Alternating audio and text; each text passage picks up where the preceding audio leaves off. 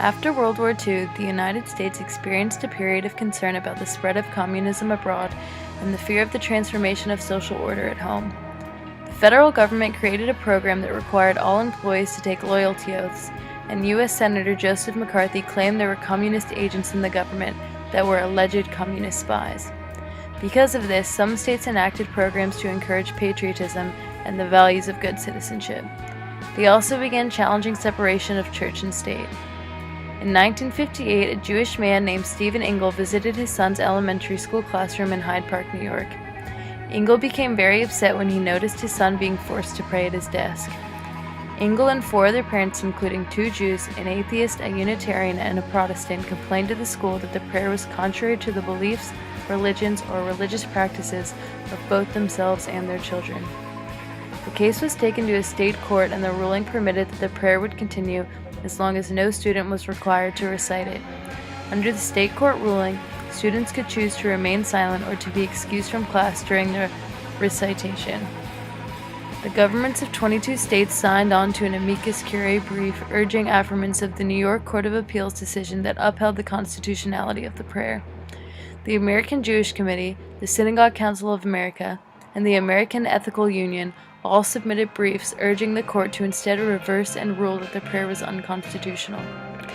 Engel petitioned the U.S. Supreme Court for a writ of certiorari after the New York Court of Appeals affirmed the lower court's decision to uphold the New York state law that allowed organized prayer in public schools.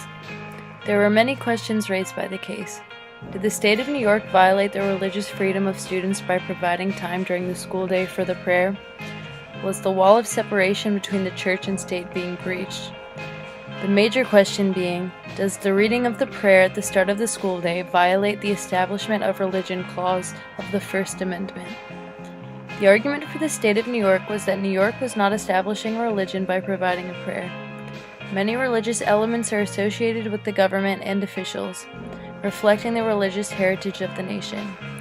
The argument for Engel and the parents was that the separation of church and state requires that the government stays out of the business of prescribing religious activities of any kind, and that the prayer clearly violated the First Amendment. The court found the New York prayer to be unconstitutional. Justice Hugo Black wrote the opinion for the 6-1 majority.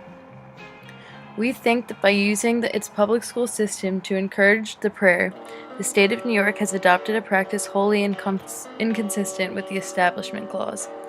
There can be, of course, no doubt that New York's program of daily classroom invocation of God's blessings in the prayer is a religious activity. Black stated that the court's decision was not anti-religious. It was rather only to affirm the separation between church and state. It is neither sacrilegious or anti-religious to say that each separate government in this country should stay out of the business of writing or sanctioning official prayers. Justice Potter Stewart wrote the dissenting opinion, which he stated, "I think the court has misapplied a great constitutional principle. I cannot see how an official religion is established by letting those who want to say a prayer say it.